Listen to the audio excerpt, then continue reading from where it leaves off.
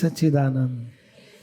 આપ સૌની અંદર બિરાજેલા પરમાત્માને અત્યંત ભક્તિપૂર્વક અભેદ ભાવે નમસ્કાર નમસ્કાર નમસ્કાર. જય સચ્ચિદાનંદ. ચાલો આજે મા બાપ છોકરાનો વ્યવહાર વાંચીએ આગળ. જય સચ્ચિદાનંદ. દાદા ભગવાન કથિત મા બાપ છોકરાનો વ્યવહાર, page number 57, chapter 4, uncertified fathers and uncertified mothers. Heading: બાપ થઈને પડ્યા છોકરાને માથે, કર પૂરી ફરજ રાખી ધર્મને સાથે. પ્રશ્ન કરતા: બેબીના નાનાજી છે ને, એને બહુ ચડાવે છે. બધી વસ્તુમાં એની જ સાઈડ લે છે. માનો પક્ષ ના લે. દાદાશ્રી: પક્ષ તો છોકરાનો લેવો જ પડે ને, નહીં તો ડરી જાય. પણ એવા તે શા ગુના કરી નાખ્યા છે કે એને દંડ આપવાની જરૂર છે? એવો શો ગુનો કરી નાખ્યો એણે? પ્રશ્ન કરતા: બીજું કંઈ નહીં, પણ નાના મોટાનું જુએ નહીં ને સામું બોલી દે, એટલે આપણે કહેવું પડે. દાદાશ્રી: એ તો તમે અટકાવો છો, તેથી બોલ બોલ કરે છે.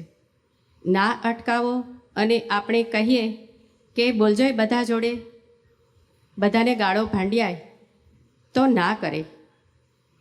એક બાપ કહે છે, આ છોકરા બધા મારી સામા થઈ જાય છે.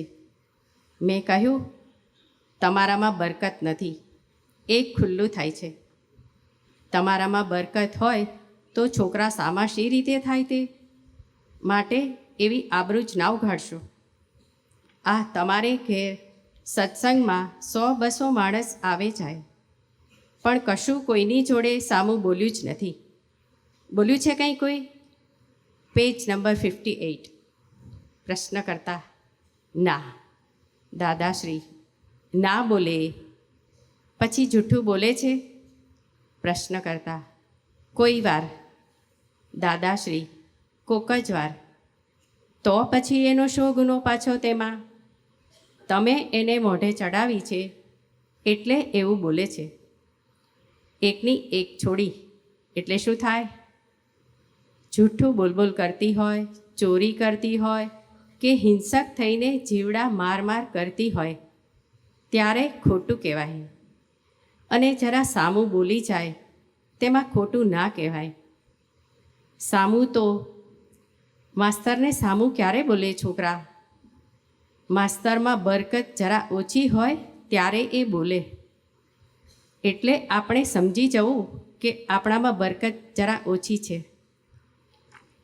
અને સમજાય વાત છે ને, આપણામાં બરકત થોડી ઓછી છે.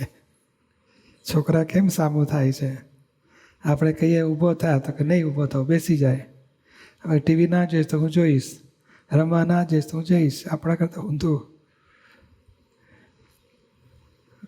હવે દાદા રીત બતાડે છે કેવી રીતે આપણે યોગ્ય લાયક થઈએ. વાંચીએ આગળ.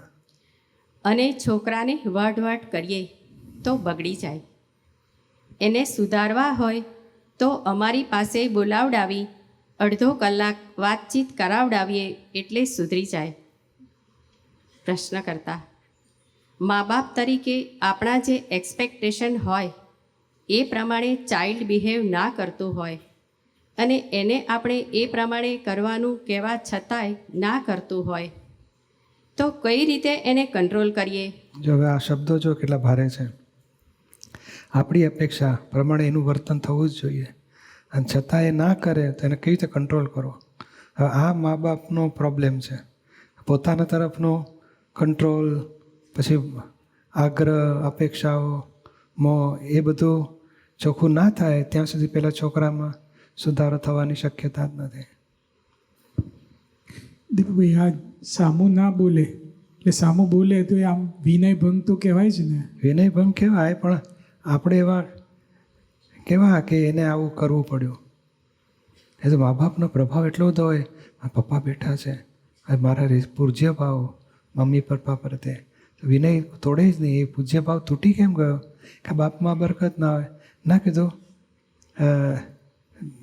વડવડ કરે છોકરાને, હવે એને સુધારવા માટે એને સમજાવવા માટે એની પાસે રીત નથી, એટલે પછી વળી નાખે છે. તું સમજતો જ નથી, ભાન નથી પડતું તને, આવો છે તેવો. હવે એ શબ્દો બોલે ને એટલે છોકરાને બાપાની કિંમત ઉતરતી જાય, માની કિંમત ઉતરતી જાય. એટલે આ મા બાપની જે નબળાઈ છે, ક્રોધ કરી નાખે, કમાન છટકી જાય, ચીડાઈ જાય, વડી મૂકે, એ વસ્તુ છોકરાનો પ્રેમ અથવા રિસ્પેક્ટ મા બાપ પ્રત્યેનો ખલાસ કરી નાખે છે. એટલે મા બાપે પોતાની કહે ને કે રીત બદલવાની જરૂર છે. પ્રેમથી સમજાવો, વાળો, ના સમજે તો થોડુંક, કારણ એને સમજ આપ્યા પછી વર્તન આવતા ઘણો ટાઈમ લાગે. વર્તન ના આવે પણ એની સમજમાં આવ્યું છે કે નહીં એ ચેક કર્યા કરવાનું. સમજમાં આવી ગયું વર્તન પછી આવશે ધીમે ધીમે. એટલે એ મા બાપને એ ખબર નથી કે આ વર્તન અને સમજ જુદી હોય છે. હું કહું એટલે માનવું જોઈએ, કેમ ના કર્યું એણે, ઠોકી દે એટલે મા બાપનો પ્રભાવ તૂટી જાય. પછી ઘણી વખતે ઘણા કેસમાં કેવું જોવા મળે કે મા બાપ બહુ સારા હોય છતાંય છોકરા સામા થતા હોય, તો એમાં પૂર્વકર્મ પૂર્વકર્મ આવી જાય પછી બધું. અને આ બધો પૂર્વે જેની સાથે રાગ કર્યો કે દ્વેષ કર્યો એ છોકરા થઈને આવે. અને કહેવાય સંજોગમાં એની આમ બે ભાગ પડે છે. એક આપણા રાગ દ્વેષથી સંબંધમાં આવે છે, એ અમુક હિસાબ હોય છે. જેમ પેલો ગ્રાહક માલ લઈ ગયો 100 રૂપિયાનો, તો 100 રૂપિયા આપવા આવે ને એ એક 100 પાછા લેવા એ આપણો હિસાબ છે. આ બીજો એની પ્રકૃતિ લઈને આવેલો છે છોકરો. એની એ પ્રકૃતિ એટલે શું, ના કીધું અહંકારી હોય, માની હોય, લોભી હોય, મોહી હોય, કુસંગ હોય તો દારૂડિયો થયો, બધું એ બધી પ્રકૃતિ પોતાનો હિસાબ લઈને આવેલો છે. અને આપણા રાગદ્વેષથી એના સંબંધમાં આવ્યા અને એની પ્રકૃતિને પછી આપણે ટેકલ કરવી પડે. એટલે હવે એ જે મા બાપ સરસ હોય, સંસ્કારી હોય, તોય પેલો આવ્યો એટલે મજાનો આ પૂર્વકર્મ પાકો હિસાબ છે. કંઈક મોહથી આપણે એની સાથે સંબંધમાં આવ્યા છે. એટલે હવે આ ફાઇલનો સંભાવે નિકાલ કરતાં હિસાબ પૂરો કરો.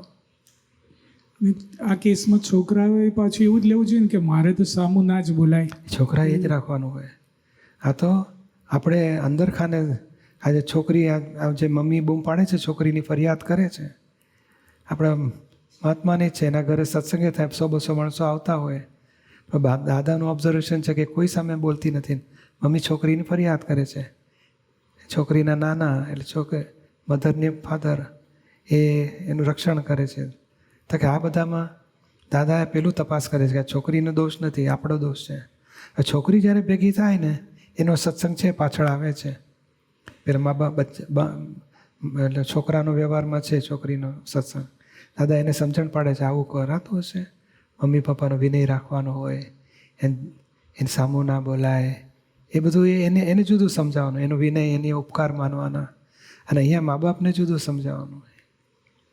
જોઈશ પૂજ્યસિંહ આગળ આવ્યું ને કે એ તો તમે અટકાવો છો તેથી બોલ કરે છે, તો એ 3 બાબત તો કીધી કે એ વસ્તુમાં તમારે અટકાવવાનો, એમ કે ને ચોરી કરતો હોય અથવા પૈસા એ કરતા હોય તો. હવે અમુક વસ્તુ એવી હોય કે આ મોબાઈલ જોયા કરતો હોય તો પછી એને અટકાવો કે નહીં? અટકાવવાનો ને, એ અટકે કે નહીં એ ખબર નથી, પણ અટકાવવાનો ખરો. બધા મા બાપ એટલે અત્યારના છોકરાઓ અટકતા નથી કે એને એક તો બહારનું બીજું સુખ મળતું જ નથી.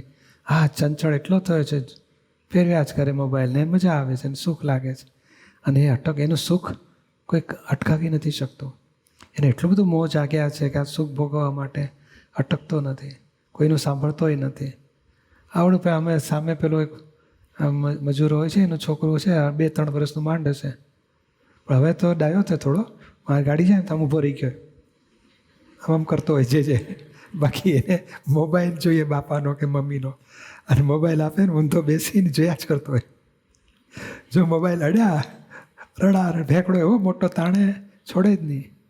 અને 1 સેકન્ડ મોબાઈલ છોડ્યા વગર એનો આખો દાડો એમાં જ હોય છે, છોડતો જ નથી, છોડી શકતો નથી, સાંભળતોય નથી કોઈનું. એટલે આ અત્યારના મોબાઈલ ચાઇલ્ડ છે બધા, એટલે સમજાવવાનું કે થોડું એને વાળ્યા કરો, ટેકનિક શોધી કાઢો. ચાલો સ્વિમિંગ પુલમાં જઈશું, ચાલો રમવા જઈશું, બગીચામાં ફરવા જઈશું, ફ્રેન્ડ સાથે રમવા જા. એ ધીમે ધીમે કંઈક નવી આઈડિયા શોધી કાઢો. પછી જેમ જેમ મોટો થશે, ભણવાની જવાબદારી આવશે, ત્યારે પછી લિંક તૂટશે એની મોબાઈલની.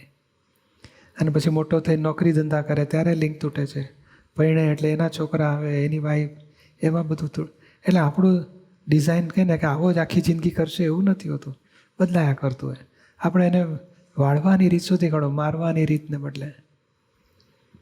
વળવું મારવું એ કાયમ માટે ઝીરો કરી સમજાવો, વાળો, નવી ટેકનિક શોધી કાઢો, નવા રસ્તા શોધી કાઢો, એવું કંઈક કરો કળા. પૂછે અમુક વાત કેવું હોય કે નાના હોય તો કદાચ આપણે બીજું કંઈક ટેકનિક એ કરીએ, આવા મોટા થઈ ગયા હોય અને મોબાઈલ એ કરતા હોય, આવા અટકાવવા જાય ને તો સામું બોલે છે, તો એ ટાઈમે શું કરવું? મૌન રહીને પ્રાર્થના કરો, શુદ્ધાત્માને પ્રાર્થના કરો, નહીં તો દ્વેષ થઈ જશે. સર મરવું જો મરવા દો, એની જે જિંદગી બગડશે બગડવા દો. દ્વેષ થઈ જાય, અભાવ થઈ જાય, તિરસ્કાર થઈ જાય. એ દ્વેષને બદલે પ્રાર્થના કરવાની કે હે શુદ્ધાત્મા ભગવાન, સદબુદ્ધિ આવે, આ કુસંગ વ્યસનથી છૂટે, એડિક્શનથી છૂટે, કંઈક સારા માર્ગે ચડે, સરસ ભણતરમાં ધ્યાન રાખે, કૃપા કરો એની પર. ભગવાનને પ્રાર્થના કરવાની. દ્વેષ આપણો નહીં થાય અને એને આપણો પ્રેમ ટચ થશે. બીજું કે બહાર કે બીજા કંઈ પ્રયત્ન કરવાના, અંદરથી પ્રાર્થના કરવાની છે. બહાર કંઈ બહાર તો પછી આવું કંઈક રમત કરતો હોય, જીવતા સાથે કમ્યુનિકેશનમાં આવે એવો શોધી કાઢવાનું, ટ્રાય કરવાનું. બાકી એ પછી શું છે, આ એકલો મોબાઈલમાં ઘૂસી જાય છે, ગેમ્સને જોવામાં, પછી લોકો સાથે આઇસોલેટ થતો જાય, જુદો પડતો જાય. એ ડિપ્રેશન જેવું આવી જાય બિચારાને કે મારે કોઈ સાથે મળવું જ નથી, કોઈ સાથે વાત કરવી નથી, ગભરામણ થાય, ભય લાગે. એટલે આ બધું હવે મા બાપને મુશ્કેલી તો છે, પણ તોય એની સાથે પ્રેમથી વ્યવહાર કર્યા કરે. ચાલો બેટા જમવા આવી જા, જમતી આમ કર્યા જ કરતો હોય. પેલું ખાતી વખતે એને મોબાઈલ છોડી શકતો નથી. એડિક્શન એટલું બધું થઈ જાય છે.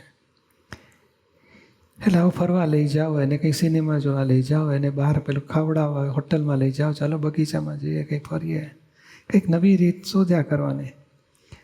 આપણે સિમંદર સિટીમાં તો સરસ આ બધે ફિટ રહો ને એ એક્સરસાઇઝ આનંદમાં રહો એ કર્યું, તો એમાં તો 3-4 હજાર લોકો ઇન્વોલ્વ થયા અને થોડું મોબાઈલ ને ટીવી ને બધું કેટલું છૂટ્યું ને આમાં ફિઝિકલ એક્ટિવિટીમાં આવી ગયા. એ સારો રસ્તો થયો. જય સચિદાનંદ. પછી દાદાશ્રી, કોઈને કહેવું નહીં આવું. જો આપણે કહીએ કે અમારા છોકરા આવું કરે છે તો એ લોકો સમજે કે આને બાપ થતાં નહીં આવડતું, એટલે આબરૂ જાય. એના કરતાં કોઈને કહેવું નહીં.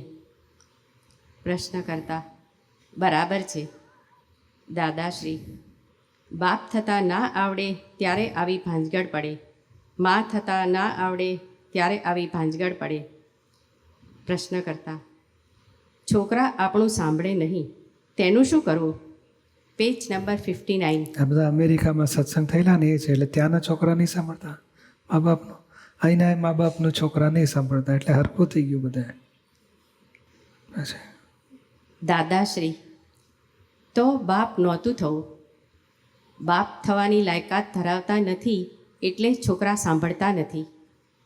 આપણે લાયકાત કેળવીને બાપ થવું હતું પહેલેથી.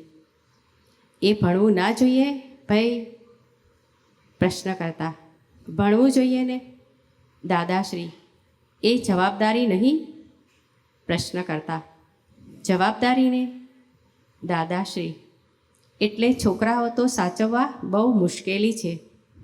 આ છોકરાની જવાબદારી તો બહુ મોટી છે, પણ લોકો આમાં ક્વોલિફાઈડ થતા નથી ને, એમનેય છોકરાઓ થઈ જાય છે. ક્વોલિફિકેશન લીધા પછી બાપ થવું જોઈએ.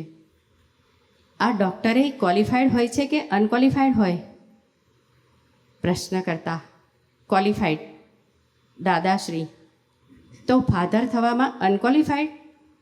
પ્રશ્ન કરતા: ક્વોલિફાઈડ છે કે નહીં એ નક્કી કોણ કરે? દાદાશ્રી, છોકરાની જોડે આવું વર્તન થાય એટલે ક્વોલિફાઈડ નહીં જ ને. છોકરાને સાચવતા ના આવડે, છોકરા બગડી જાય તો આપણે ક્વોલિફાઈડ નથી. એ વાત નક્કી થઈ ગઈ ને? તમને કેમ લાગે છે? બોલતા નથી? કંઈક ક્વોલિફિકેશન જોઈએ કે ના જોઈએ? એટલે મેં પુસ્તકમાં લખ્યું છે કે unqualified fathers and unqualified mothers. પછી છોકરાઓ આવા જ થઈ જાય ને. એટલે મારે લખવું પડ્યું, ફાધર થવાની લાયકાતનું સર્ટિફિકેટ લેવું ને પછી પહેણવું જોઈએ. મારે કહેવું પડ્યું, પછી ચોપડીમાં છપાયું બધું. પછી આ બંધનમાં કંટાળો નથી આવતો? પ્રશ્ન કરતા. પણ ભણતર, છોકરાની જવાબદારીઓ પૂરી કરવી એ પણ બધી જીવન જરૂરિયાત છે ને. Page number 60. દાદાશ્રી: એ પણ જવાબદારી કોણ પૂરી કરે? જે ભગવાન મહાવીરના જ્ઞાનને સમજે એ પૂરી કરે. ભગવાન મહાવીરના જ્ઞાનને સમજતા નથી ને છોકરાની જવાબદારી શું પૂરી કરવાના? ઉલટા છોકરાને માથે પડ્યા છો. બાપ થતાં આવડતું નથી અને છોકરાના બાપ થઈ બેઠા છો. ફાધર તો ક્યારે થઈ શકે? ભગવાન મહાવીરનું વિજ્ઞાન સમજે ત્યારે ફાધર થઈ શકે. ફાધર થવું એ તો કેટલા ગુણો હોય અને કેટલી જવાબદારી છે. આ તો ફાધર થઈ બેઠા અને છોકરાની જોડે કચ કચ કચ. આખો દાડો કકડાટ કકડાટ કકડાટ. અલ્યા મુવા, આ તે કંઈ માણસ છો? એટલે ભગવાન મહાવીરનું વિજ્ઞાન સમજે, એટલીસ્ટ ધર્મ ધ્યાન જેવું સમજે. કર્મ બંધાય છે, કર્મના ફળ ભોગવવા પડે છે, નિર્દોષ દ્રષ્ટિ, આ સાચી સમજણ, આ કોઝિસ ઇફેક્ટ, એ બધી વાતો જૈન શાસ્ત્રમાંય છે બધી, અને બધાય ધર્મમાં છે કે ક્ષમતા કેવી રીતે રાખવી એ બધી સમજણ પાડી છે. આત્મજ્ઞાન બહુ જ ઊંચા લેવલનું કહેવાય, પણ એ સિવાય વ્યવહારમાં કંઈ કોઈને દુઃખ ના આપો, દુઃખ અપાય તો પસ્તાવો લો, એ બધી વાતો નાના મોટા લેવલે ક્યાંક મળતી જ હોય છે દરેકમાં. અને એ જો સમજમાં આવે, જાગૃતિમાં આવે તો માણસ એને ફાધર થવાની લાયકાતનું એક દાદાનું એક ગુણ બતાડે છે કે આવું હોવું જોઈએ એનામાં. પછી એટલે મારે પુસ્તકમાં લખવું પડ્યું, આ ધાર્યું કરે, કચકચ કરે, વડે, મારે, પોતાનો ધાર્યા પ્રમાણે. બોલો, બાપ ડૉક્ટર હોય તો છોકરાને ડૉક્ટર બનાવવા માથાકૂટ કર્યા જ કરતો હોય, માએ ડૉક્ટર બનાવવા માથાકૂટ. હવે એને ડૉક્ટરમાં ઇન્ટરેસ્ટ જ ના હોય, એને વકીલ થવું હોય અથવા તો એને CA થવું હોય, તો એને શું ફાવે છે એમાં છૂટ મૂકવાની. અત્યારે આ લોકો હવે સમજણ નહીં હોવાથી જ કકડાટ કરે છે ને બધા, અને પછી છોકરા ડિફોર્મ થઈ જાય. એટલે મારે પુસ્તકમાં લખવું પડ્યું કે unqualified fathers and unqualified mothers, there must be qualifications. એમ ગમે તેમ ફાધર મધર થઈ ગયા એ ચાલી શકે? પ્રશ્ન કરતા. તો શું ક્વોલિફિકેશન જોઈએ? દાદાશ્રી: ક્વોલિફિકેશન તો આપણામાં નબળાઈ ઉત્પન્ન ન થવી જોઈએ. આ નબળાઈ એટલે આ કચકચ કરવી એ નબળાઈ કહેવાય. ગુસ્સો કરવો, ફટકીએ, વઢે, ચીડાયા કરે, ઠોકી દે. મેં તો જોયેલું, ગરમ ગરમ ઉકળતી ચા જ જોઈએ જમતી વખત, અરે સવારે, અને મધર એટલે છોકરું જોયા કરે, અને પાપા એટલે મમ્મી એને એટલે કે વાઈફ ગરમ ચા ના આવી જરા ટાઢી હોય ને તો આમ કપરકાપી ઉછળે, વઢે ને જેમ તેમ બોલે બધું. એટલે આ ખાવા માટે, ચા પીવા માટે આટલા કકડાટ છોકરાની હાજરીમાં શું થાય સંસ્કારનું? છોકરાને એમ બાપ ઉપર પ્રેમ આપે જ નહીં, ચોકડી મૂકે, આ બાપો છે કે કેવો છે કે છે. એટલે આ બધી નબળાઈઓ કહેવાય છે. પોતાના સુખમાં જરાક ધાર્યું સુખ ના મળે, ભાવતું ધાર્યું ના મળે તો ઝઘડા કરી મૂકે, થાળી ફેંકે, કકડાટ કરી, નબળાઈઓ બધી. છોકરાને કે તારે આમ કરવાનું છે, નહીં કરે તો બે ઠોકી દે, ચીડાઈ જાય, એ નબળાઈઓ બધી. એ ક્રોધમાનમાં એ લોકો નબળાઈ કહેવાય. અને નબળાઈ હોય ને તો છોકરામાં એ સંસ્કાર આપી ના શકે ને. પછી અને નબળાઈ થાય તો આપણને પોતાને જ થાય, બીજા એટલે કોઈને. કે અંદર અકળામણ થઈ પણ બહાર કોઈને ખબર ના પડે એટલું. એટલે વાળી શકાય એવા ક્રોધમાન માયાલોભ હોય તો ચલાવી લેવાય કે છે. પણ તોય એ અંદર કશાયમાં રહીને પેલાને સમજણ પાડવા જઈએ ને તો કંઈ ઉગે નહીં, સારું રિઝલ્ટ ના આવે. એ અંદરનું એ ખલાસ થવું. આપણને સમજણ પડવી જોઈએ કે આ પ્રકૃતિ, આ બધી ઇફેક્ટ, નિર્દોષ, અકર્તા, શુદ્ધાત્મા, એ તો જ્ઞાનવાળાને તો વધારે મળી શકે, પણ તોય એ પ્રકૃતિ છે, કર્મોના હિસાબે ભેગો થયો છે, મારા પૂર્વકર્મનો હિસાબ છે. ધર્મ ધ્યાન જેવી વસ્તુ તો શાસ્ત્રમાં છે જ.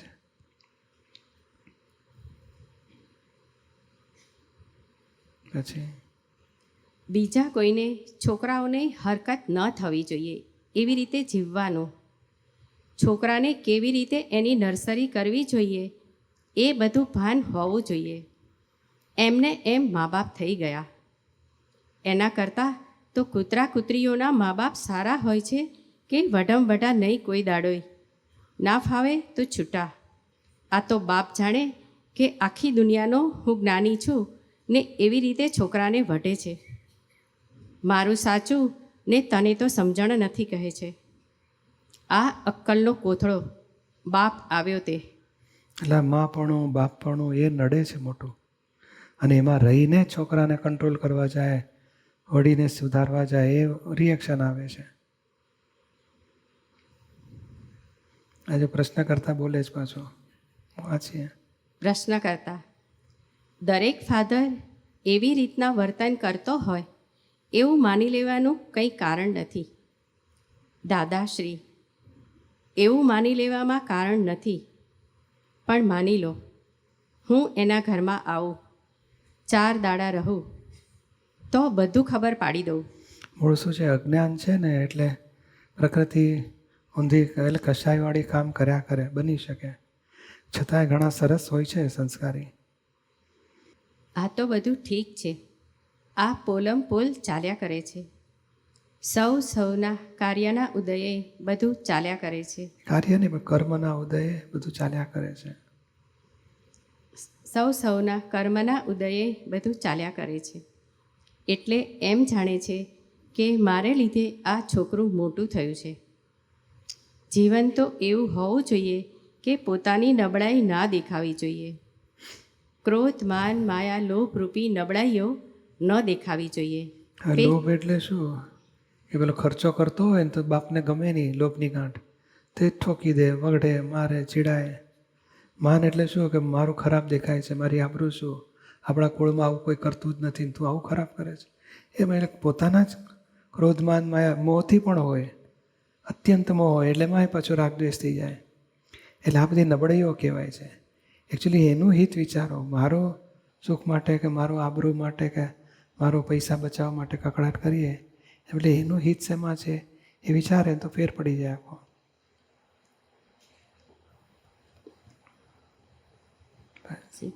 Page number 61. અનસર્ટિફાઈડ મધરને પેટે છોકરા જન્મ્યા છે. તેમાં એ શું કરે? 20-25 વર્ષનો થાય એટલે બાપ થઈ જાય. હજી એનો જ બાપ એના માટે બૂમો પાડતો હોય. આ તો રામ આશરે ફાધર થઈ જાય છે. આમાં છોકરાનો શું વાંક છે? આ તો અનક્વોલિફાઈડ ફાધર અને અનક્વોલિફાઈડ મધર. ક્વોલિફિકેશન જોઈએ કંઈ. અહીં ક્વોલિફાઈડ બધું થઈને પછી છોકરા થાય છે લોકોને. ફાધરની કોલેજમાં ગયા પછી, આ પાસ થયા પછી થાય છે. કોલેજમાં પાસ નહીં થયેલા આ લોકો. ખરી રીતે પહેલાં ટેસ્ટિંગ કરાવીને સર્ટિફિકેટ મેળવીને પછી જ પરણવાની છૂટ હોવી જોઈએ.